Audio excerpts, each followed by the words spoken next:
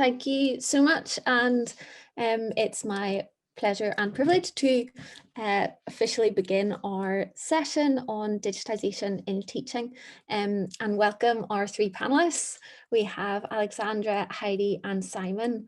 Thanks so much for being here, and I am really excited to have this session. I think the fact that we are all meeting together in 2D is testament to its I had a little bit of a Google last night around the experience of our candidates and our panelists, and wow, I'm excited to hear what you have to say, because I'm not going to do justice to your CVs in relation to your understanding and knowledge on these issues, but yeah, I just want to say thank you for being here, and I'll perhaps send links to your websites, because you're all avid bloggers, and I was getting lost in your reading about it last night.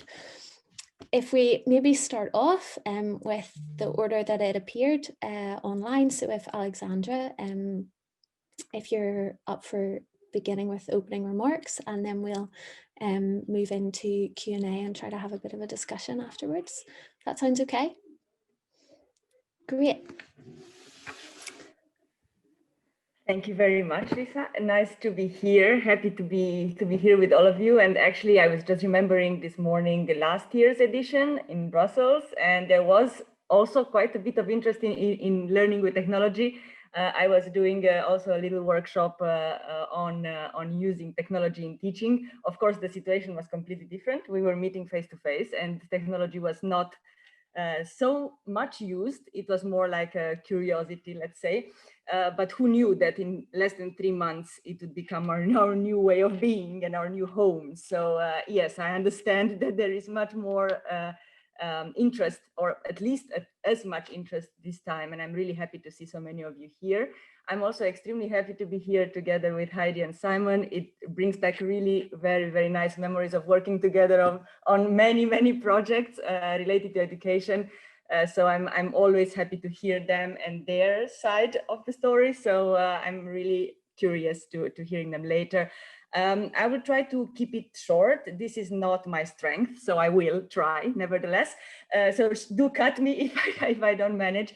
And then I'm really looking forward to the questions. That's actually more important, I think. So what I would like to talk about, just as an opening, I mean, a little bit maybe more about me, because I'm sort of at the crossroad between political science and EU studies and educational studies on the other side. So I think it's kind of, maybe best that I actually start, because I'm sure that my colleagues will actually talk more about how this relates more specifically to EU studies and politics and so on. I will keep it a little bit more general on the educational side. So I will focus on what have we actually learned from this pandemic, what we would like to take on in the whatever it will look like, the post-pandemic world, and what are a few issues to focus on when teaching online, so a bit more practical as well.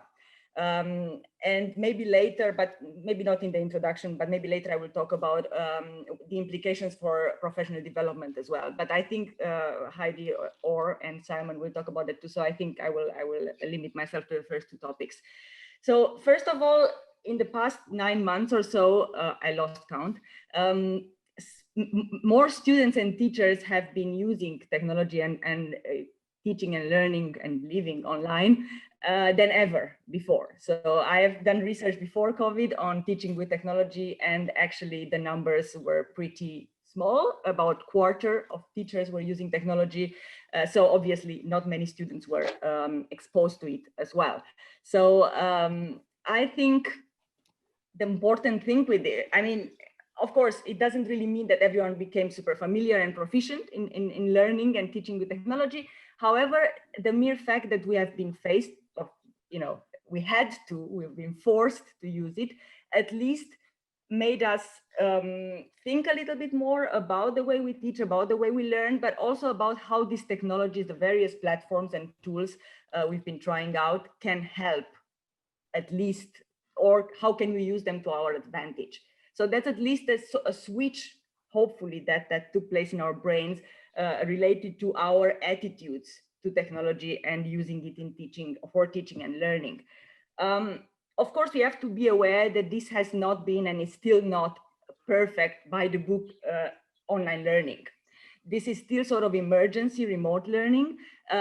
Still, even after 9 months, we're still not there. Also because, and it's okay, because real online learning takes usually quite a lot of months to design and a lot of skill to deliver, both on the teacher and on the student side. So to learn online also requires a lot of skills. And it's been impossible anyway in the past months to become, as I said, proficient with that on either side. So it's fine. We are still not doing e-learning as it should be or as it is designed. Nevertheless, what we have learned, and I think the important things that we could use also after this move or forced move to online, to the online environment ends, is to start thinking more purposefully about several things in relation to how we learn and how we teach. And these are, I'll just list them here, and after that I will discuss a bit more in depth what we should pay attention to more, in my opinion, when we teach and learn online. So first of all, learning spaces. What is a learning space? What we want a learning space to be for our students, but why not also for us? I mean, we also keep learning. So what do we want this? What is necessary to have in this space? What could we do without? What is important? Do we need social elements? Do we need collaboration elements? Do we need a certain type of assignments or assessment or the routines that take place in the learning space? So thinking more purposefully about how the learning space is designed. So that's the first thing. The second thing, thinking about teacher presence. So how, when, why are we going to be present in the online course, in the online space that we designed together with the students and that we share with the students? This is also, I'm going to come back to this, but this is not that obvious because, of course, in face-to-face, we take it for granted most of the time. We are present, we are there, right, physically. So this is a different story. We have to put more effort into creating this presence. The third one is at the level of course design. How do we create our course? Again, lots of things that we take for granted when we teach face-to-face, we just teach. But because of the nature of the online environment, all has to be a bit more designed, prepared in terms of structure and so on. Again, I'm coming back to that in a second. The fourth thing also linked to this, and also something I'm going to talk about, is communication. How we communicate with the students, also how we communicate among with each other, but also, especially with the students, has to be extremely clear and much more clear and explicit than in face-to-face. And last but not least, how we use technology. So how this shift in our minds from seeing technology as an obstacle to trying to use technology as an enabler, as something that helps us in the teaching and learning process. So this is hopefully a shift in thinking about all these 5 things I mentioned, that it will stay with us, a sort of new mindset of way of thinking about teaching and learning in general, that hopefully, because it has been sort of forced on us in a way, and it will be for at least quite a few more months, maybe becomes a routine. So this is maybe me, hopefully, with some some wishful thinking, but still, I think worth mentioning. So a few things that we need to consider more in online teaching than we normally do in face-to-face. And they are linked, as I said, to the things I mentioned before, but I will go a little bit more into detail, not too much, but will be open for question. So first of all, let's start with at least if there is one thing that you take from today's session, is that we always need to remind ourselves that learning happens in a variety of contexts and places and spaces and time frames. So of course, it also happens when we are not around. Sometimes it's hard to imagine or hard to believe, but learning also happens when the teacher is not around. And in fact, this is even more obvious in online teaching, because of course, as much as we want to teach only on Zoom, it creates a lot of fatigue. So of course, we need to also devise other activities, design other sort of ways of interaction in between the Zoom sessions. I'm not going to go into the synchronous, asynchronous differentiation now, but in any case, learning happens in a sort of continuum across times, across spaces. And this is something that technology can actually facilitate if used properly, but it doesn't come natural. It doesn't come sort of automatically. We have to work on it, and it does take, that has to be said from the beginning, it does take a little bit more effort into designing, into thinking about our role as a teacher, into designing the course, into communicating with the students, the three main things I mentioned before, and into choosing the technologies we want to do all this with. So first of all, coming back to the teacher presence, because this is something that is a little bit, I think, disturbing for many of us. We feel like we don't see our students, like the students don't see us. It's not as natural, it's not as spontaneous as it is face-to-face, but it doesn't mean that we don't exist. It doesn't mean that we should, or we can take license to just leave or take a step back and never come back. So no, this is definitely a wrong perception. There are lots of small ways in which, beyond Zoom sessions, you can make your presence felt. And this can go throughout the course. This goes from the way you actually design the course. If you design it with a very clear structure in mind, if you give students, I'm just giving some examples, if you give students a clear indication of how much time they're expected to spend on each task, if you communicate clearly what you expect from them, if from time to time the feedback is not only written form, but you also do a little video, it doesn't matter, it doesn't have to be perfect. They actually appreciate authenticity much more than a perfectly recorded, TV looking video. It's not that, they don't expect that from you, that they expect to know in how many days or hours you will respond, and that you can set, again, you don't have to be there 24 hours a day. You can set these expectations in the very beginning, but that needs to be set clearly. Also, you can decide what channels you use to communicate, but you have to decide and communicate it to them accordingly. So this teacher presence really goes through the whole course. From the moment you start thinking about the course, what platform you use, what tools you use, how often, and so on, till the very end, when you give feedback and you receive feedback and so on. So throughout the course, this is probably something to keep in mind. This might, a little caveat here, this might come against the idea of active learning, of empowering learners, but it's not. The guidance that you provide them, and at least, of course, it depends if it's undergraduate, first year, or if it's, I don't know, master or postgraduate students. It depends. The degree of scaffolding and support, of course, you have to adapt it accordingly. But you do need, what is clear is that you do need to provide more support in different ways. It's up to you, but more support than you would do in face-to-face, regardless of the teaching approach or philosophy that you have. And it doesn't come in contradiction. Now, you can discuss that, we can discuss that way, but it doesn't come in contradiction with active learning. The second thing is, so the way you design the course, and I already mentioned it because it's part of the teacher presence as well.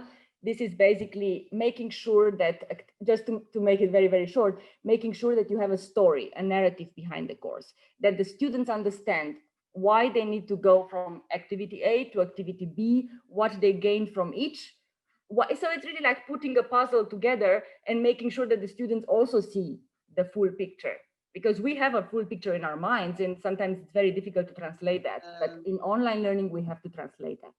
So basically, beside the content that you're transmitting, also making sure that the structure, the sequencing, and everything, how things build on each other, is clear to your students. And that takes me to the last point, which is communication.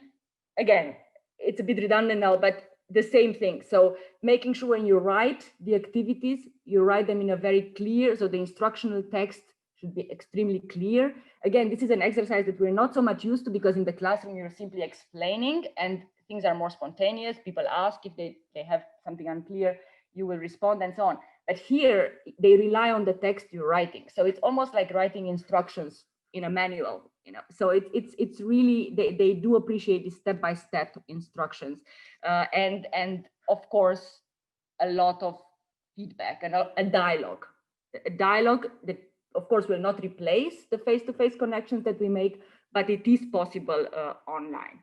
And I think, I probably could stop here, but I have one more point to make.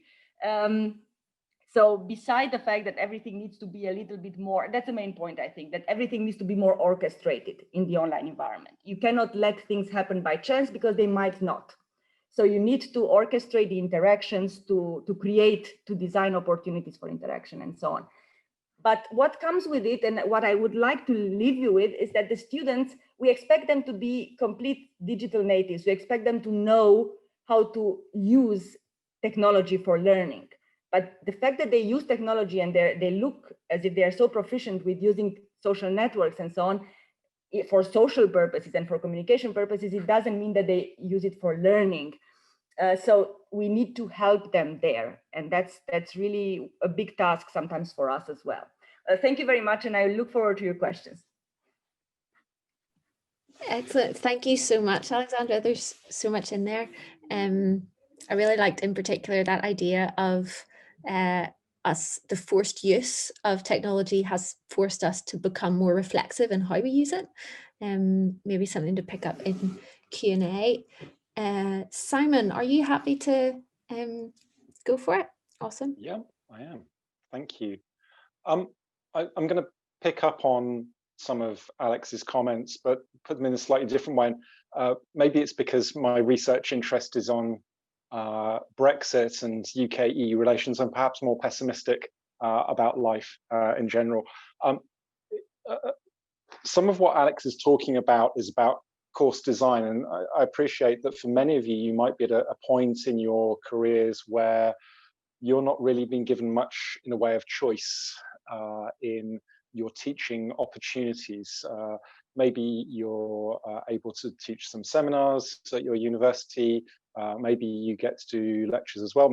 Maybe, but probably less likely, you actually get to run a whole course or module by yourself. And there the questions about design really become more pertinent. But I think the thing that I would want you to think about in all of this is that whatever you're doing, however much agency you have in those bigger questions, the principles of good teaching apply however you're doing it, whether that's in person or online. And I'd stress 3 points, and in essence, they're reformulations of what Alex has talked about. The first one is you need to know what you're trying to achieve with teaching. If you aren't clear about what your learning objectives are for your students, you can't reasonably expect your students to be clear about what your objectives might be. And I think it's one of these things that when I say it, I always think it feels very much like this is the most obvious thing in the world. And whenever I say it to colleagues, yes, yes, yes. And then they actually start to think, well, what am I trying to achieve? And it turns out to be a bit more involved and requiring a reflection, as Lisa says, than you might first imagine. But if you can get that starting point nailed down of what you're trying to achieve, what you want students to come out of this able to do that they couldn't do before, then that makes life very much easier.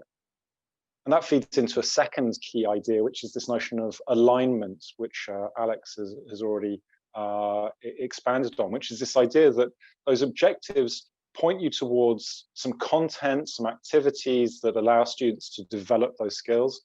And then that feeds through into any assessment that you might be doing, which allow you to test whether those skills and knowledge elements have been acquired by students. So again, it's asking you to be thoughtful about how all these things fit together, how they work with each other. And particularly if we're thinking about digital environments, that idea of connection really is essential. It's very easy for students to kind of get lost, and I'll come back to that in a minute. And then the third point is working with your students. You know, we talk about learning and teaching as if they're two separate things, but they're the same, two sides of the same coin. That the teaching only works if there's learning, and that you need to keep on having that interactivity in whatever format you have. So one of the real challenges of online is that the things that you are probably used to from your personal journey through education systems in wherever you've got your education is, you're familiar with how to do that in an in-person environment. You know, if we were doing this in person, I would be picking up on cues from you as you sat across the room. You know, I could see who was engaged, who was looking confused, you know, where there would be points of uncertainty, which would allow me then to instantaneously adapt and react. Whereas instead, I'm sat on my sofa, staring at my mobile phone. So I can see one person, that's Lisa, because she's the last person to speak. I could swipe through and see what everyone's doing, but not everyone's got their video on, not everyone's engaged in the same kind of way.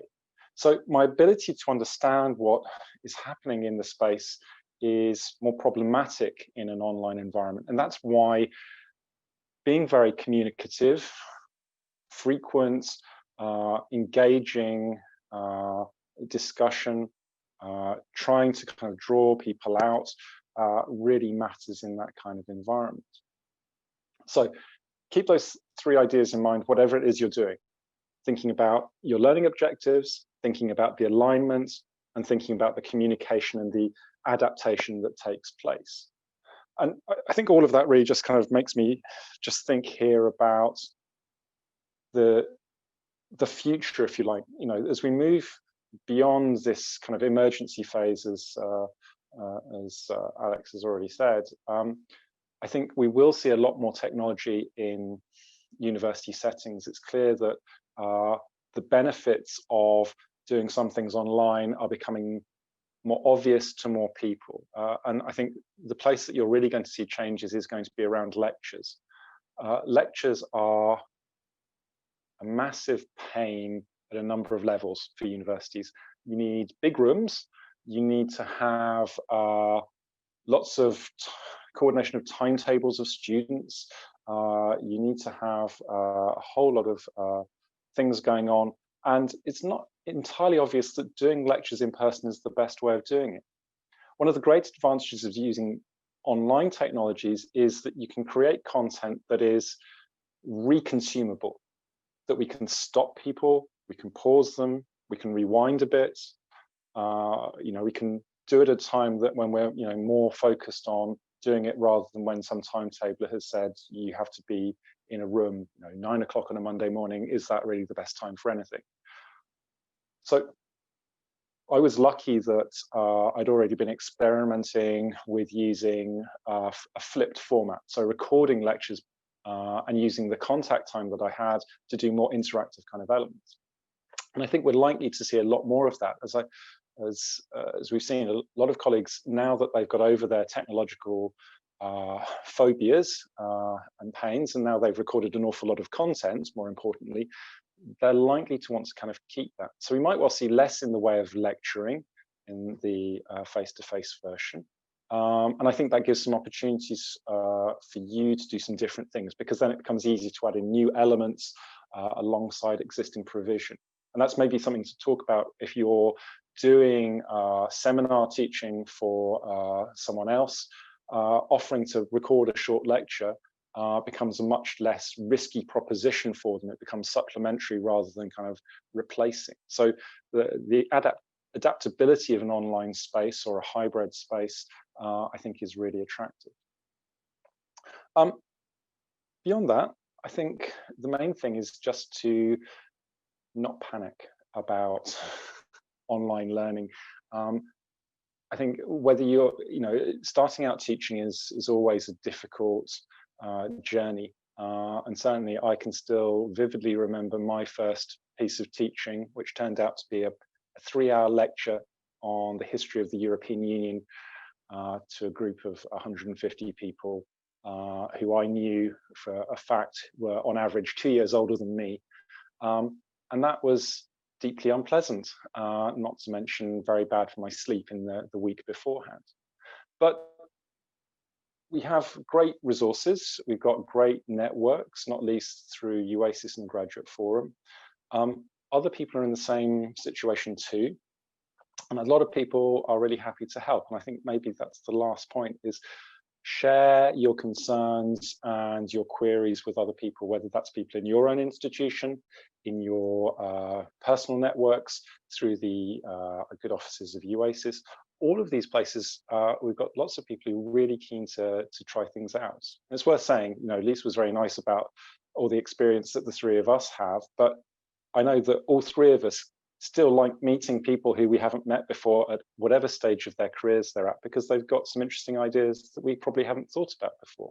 So don't do yourself down, don't worry, keep talking, and everything will be just wonderful. So maybe I'm not so pessimistic after all. Excellent, thank you, Simon. Although I think I'm traumatized on your behalf, that first experience of teaching. Wow. Yeah, Heidi, do you want to give us your remarks, and then we'll open up for discussion? Okay, thank you very much, and I will try to stick to my 10 minutes. And I think some of the things will come back that Alex and Simon already mentioned. And maybe just to pick up on the last point that Simon said, I think the most important thing is to remember, you know, you might be scared, but your students are even probably more scared and more worried of what's happening with them. And I think that's the most important. I think it happens the same way in face-to-face. I think the most difficult now with the technological restrictions, of course, is that you don't see your students and you have to make much more effort in actually sometimes checking in on them. So I think, you know, just remember that behind your computer, there are other people. And I think just, you know, also allowing yourself sometimes to say, it will be fine, you know, is I think a very important starting point. Actually, I thought I will make 3 points, and the title of the session actually helps me to structure. So I want to talk about digitization, academic, and teaching, but I will do it in the reverse order. And the first thing I think that I wanted to talk is really about, you know, this moment that we now saw, this forcing moment that everything seems a bit on speed. So I think what really happened in the last few months, that we saw much more these fundamental questions and challenges become more visible about teaching, about academia, about higher education, about how we do our job. And of course, you know, I think where we are now, it's on the one hand a window of opportunity. And I think also that we should emphasize, and I think Alex already has a lot of ideas in this direction too. It's also a window of opportunity to ask ourselves, you know, how can we actually do things differently in the future? So I think there's a lot of discussion to be had there, but of course it's also a critical juncture in saying, well, there might also be some things in higher education where the development might not necessarily be in a direction that we like. Okay, so I think that this is important to keep in mind.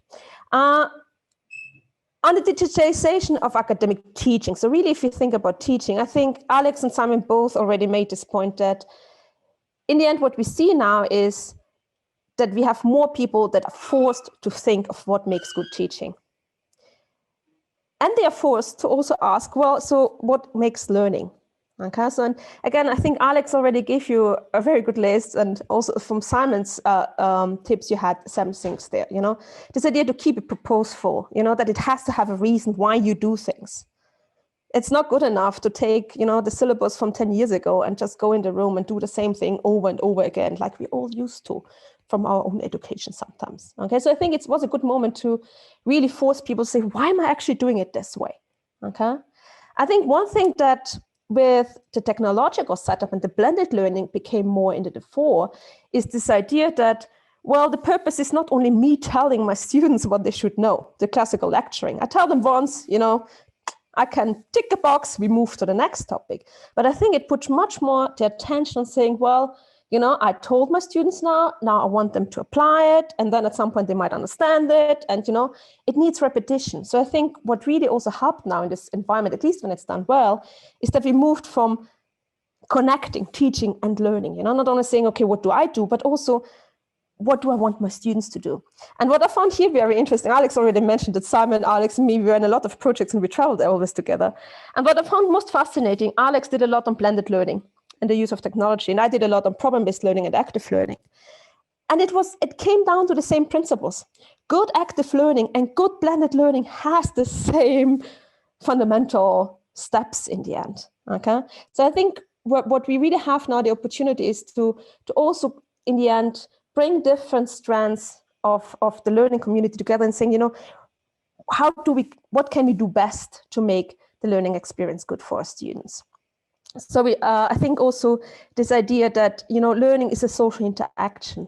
Okay, and I think this is really something that when I started, I totally underestimated of how important sometimes a short conversation with a student, what effect it can have. That can be 2 minutes, you know, sometimes a side remark that I hardly remember, and a student comes back 2 years later and says, you know, this really made me think. And I think this is also something that in an online environment we have to create much more.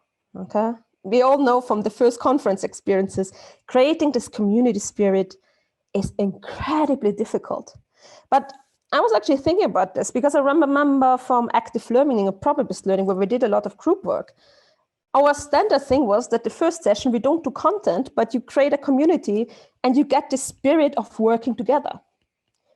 And maybe that's also a mistake that I see many people making at the moment. We try to rush and do everything online, you know, and everyone is very busy.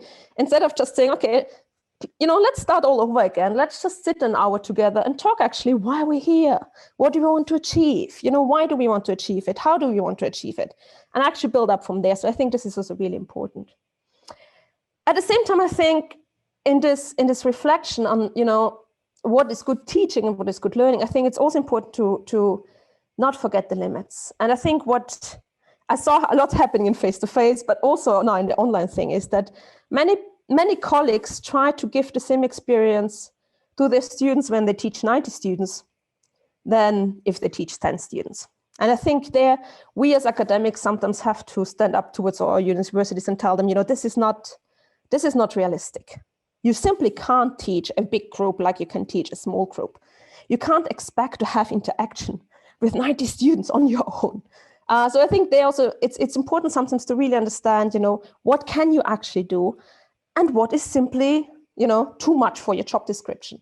And I think that is really important also to be realistic. And again, the last point that I want to make here, and that's also something that Simon already mentioned, I think we have to be very clear that we are responsible for students learning. We are responsible for teaching. But the learning is actually done by our students. And that's also, again, something that also Alex mentioned, you know, learning takes place in their brains. It hopefully takes place when they leave the classroom, when they leave the Zoom room. So I think a lot, again, there, we have to be much more imaginative of how we can support our students, you know, to take what they learn outside of the classroom, but also to be this independent learners in the end we want them to be. So that was the first one, digitalization of academic teaching. Now let me just say a few words about the academic, because I think there's a lot of talk at the moment about the digitization of teaching, but we actually forget sometimes, you know, what is the addition of the academic there. And what I find interesting is that those people who did good academic teaching in face-to-face are also good in online, you know, so you see that they really also, again, think about what is the academic skill, what's the academic aspect that they want to bring to their classes. And I think there, again, we can do much more also in using digitization as an opportunity. This idea that, you know, it is more inclusive by not having to be in the same country. You can do things suddenly that you couldn't do beforehand. I think we also would have much more opportunity to think really about, am I teaching a heterogeneous group where you have to do much more for the community building, or are you teaching a homogeneous group where you have to bring in the end the other experience? And again, now, you know, we have all these people sitting in front of their computers, and that's a great opportunity to say, you know, so my students never talk to someone from Russia. Well, why not give them the opportunity to do so? Okay, so I think there again, we can do much more. The same for practice, bringing practice into the classroom. I think what's then important for us as the academics in the room is, again, to create the environment that helps our students to make sense of these experiences. And that's the academic element, you know, to reflect on guest speakers, to brief them and debrief them in order to really help them also to get this academic step of these opportunities. And again, I think what's important here too is, again, to also notice where are our limits. And again, here, I think I also talk a bit from own experience, but I think it's generally good at the beginning of your teaching to also be very clear what is not your job. We are not trained as psychiatrists. Yes, our students feel crappy at the moment, but we are not there to solve all their problems, okay? That doesn't mean that, of course, you should, if you notice something, talk with them and, help them to get help in the end. But I think it's very important, it's not our job to solve all the problems of our students. We are not trained to be movie makers, okay? So yes, our online lectures look crappy, but that's how it is, And I think it's also important sometimes to really recognize, it's good enough. You might want it to look better, but it's good enough, okay? And again, here also something that Simon said, I think we have to talk a bit more about how to be smart about it. Academia, and especially our universities, are not very good in talking about collaboration. They don't want us to share our syllabus. They don't want us to share stuff, but that doesn't mean that we can't do it, okay? And again, here, better don't ask, but you have a whole community. If you know someone who teaches a similar course, just share your materials, share your experiences. It, in the end, helps you to have less of a workload. The other thing, what I always find funny, I work a lot with YouTube videos and podcasts lately, but I see a lot of people in the end looking strangely sometimes and me say, can't you give the lecture your own? Why do you give them a YouTube video? Nonsense. My job then is to help my students to make sense of what we watched. But there's a lot out there that is actually really good in terms of giving them an incentive. So again, I think there in terms of academic teaching, there's much more to reflect on. Very briefly on the last point, the digitization. What I find most fascinating, we just suddenly pretend that the computers and the internet fell out of the sky, and now we have this digital world around us. I think actually it's a really good opportunity that we finally start talking about how do we help our students to be responsible citizens that know how to deal with this overload on data, that know how to check sources, that know how to, in the end, interpret data. This is now a really good moment, but we shouldn't pretend that this wasn't already there. But I think, again, I think it's a good window of opportunity to say, okay, now let's finally talk about, not just telling students, oh, you can't use Wikipedia, but what does it mean? And what are the skills that we think students should have as responsible citizens who then go on and do greater things? But what are the things that we can really help them to navigate in this digital world? So again, here, I think it's a real opportunity. So lots of different ideas